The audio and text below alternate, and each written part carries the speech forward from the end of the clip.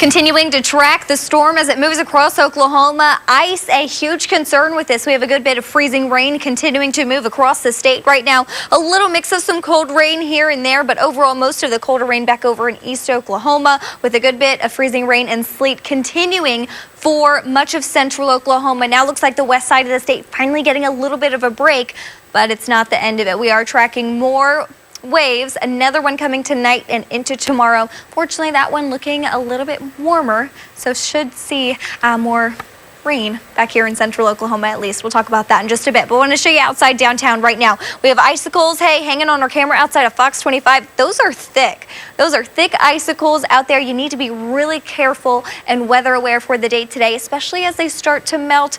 Could see them dropping. Now we are looking at downtown Bricktown, Amarillo Junction. The trees covered in that freeze. Some ice continuing to pull those branches down like we've been tracking all morning long for you. Ice storm warning still in effect from now until tomorrow at 1 o'clock. That warning has been extended into West Oklahoma as well. Now, I want to talk about road temperatures because really when they get into the 20s, they've been into the 20s all day now. We see a good bit of accumulation becoming possible, especially on the roads and in the trees, back over in the northwest in the low 20s, and those teens for those for those road temperatures, excuse me. Now, as we head into the rest of the day and tomorrow, ice accumulation our main concern. We are looking at probably the greatest spot of ice accumulation stretching back from Altus all the way up to Ponca City. And we've seen a lot really across the entire state, even a glaze going to cause a lot of issues. We have our field meteorologist Mike Williams out and about this morning. Hey, Mike, what's going on? Where are you at? I'm driving through the Quail Creek neighborhood near Hefner and May, and probably the worst damage I've seen, tree damage so far. Lots and lots of trees down in that neighborhood. I mean, big time. So, looks like the heaviest, or you got the older trees in this area up here. So, probably the heaviest swath of freezing rain for Oklahoma County was probably up in northwest Oklahoma City. Trees are still holding the ice. I mean, even though we're close to 32 degrees, that doesn't make the ice fall off right away. So, I saw people out cutting tree limbs and stuff. That's not safe to be out cutting tree limbs when you're underneath a tree full of ice. So I'd kind of just let it wait till tomorrow if I could, if you could. Yeah, for sure. Thank you so much for that update, Mike. We'll check back in with you here in just a bit. So as we head through the rest of the day today, it is wet, it is icy, it is cold. Wind chills back in the 20s right now. Teens in the northwest, 15 in Woodward is what it feels like out the door right now. Absolutely brutal. A hard freeze this morning. Right now, temperatures are really flirting with that freezing mark. 32 in downtown OKC, 30 in Yukon, 32 in Norman. And really across the board, we are tracking that freezing line because as soon as those temperatures really hit above 32, we'll transition very quickly back over to a cold rain, but it could be short-lived. We could see it quickly snap back into a freezing rain. Nonetheless, a day to stay weather aware. It's really going to be icy and slick across the entire state this afternoon. 32 in Shawnee right now, 25 bone chilling back in the northwest near Woodward right now. Highs today, 33 that high here in Oklahoma City, 20s, upper 20s on the west side of the state, well below our average for this time of year. Let's time some of these storm systems out for you. We'll start to transition over into that cold rain with a mix of freezing rain here and there in central Oklahoma. For much of the afternoon ahead through 4 o'clock today, you're getting ready to drive home from work. The roads are going to be slick, they're going to be icy, and we're still going to look at a lot of accumulation today. And into tomorrow, we'll start to transition more into a cold rain for the afternoon, and it's going to be some heavy downpours with upwards of 2 inches of rain accumulated here in Oklahoma City. We'll start to dry out Thursday afternoon, and temperatures going to warm back up into the 60s for your holiday weekend. All right, thank you, Danielle. A lot of you waking up to your cars covered in ice this morning, so we've got your back, trying to keep you safe. Fox 25 Sade Gray is actually outside our station with a helpful reminder. Sade, I know you've seen a lot of drivers today taking a risk, driving those ice-covered cars. Of course, you don't want to do that. Yeah, that's right, Jasmine. We have seen those cars covered in ice. We've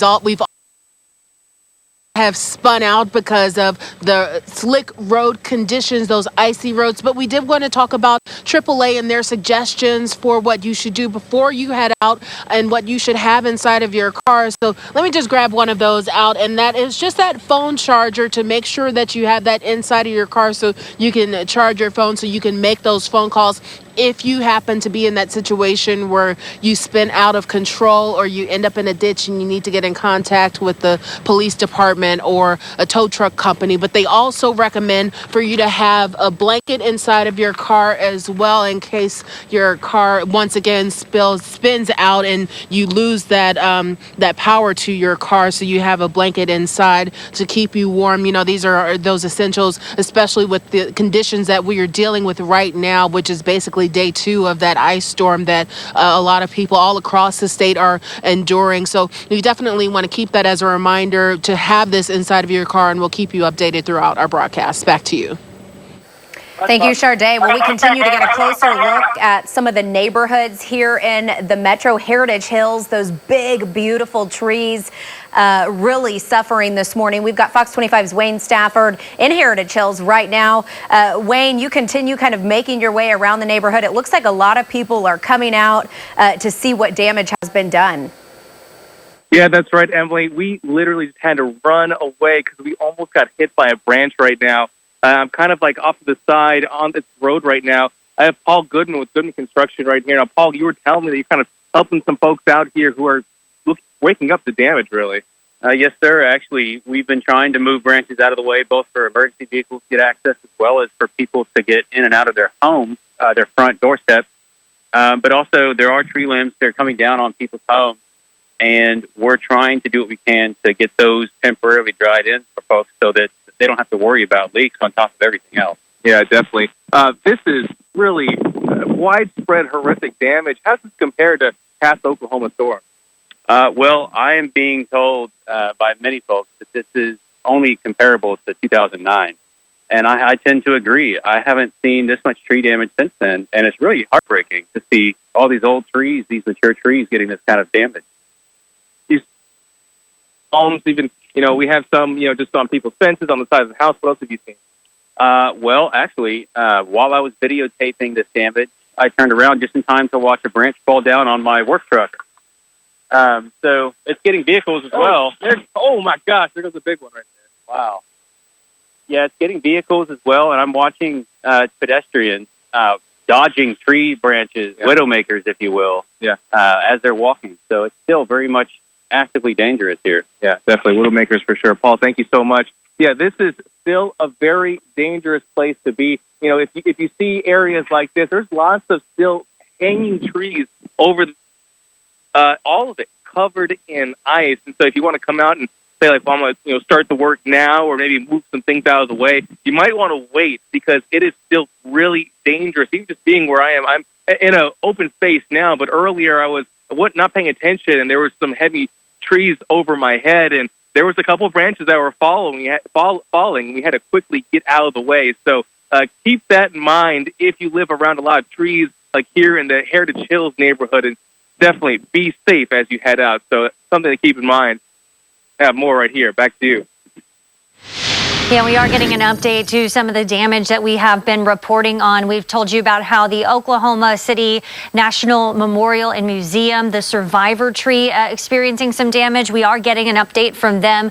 The Oklahoma City Memorial tweeting out that the Oklahoma State Forester crews, as well as the memorial crews, continuing to work on the survivor tree this morning. They say they lost a branch, but have propped up others to save them, and will continue to monitor it 24/7 throughout this historic storm. Meanwhile, Myriad Botanical also saying that they are experiencing some damage as well. Not at all what we like to see.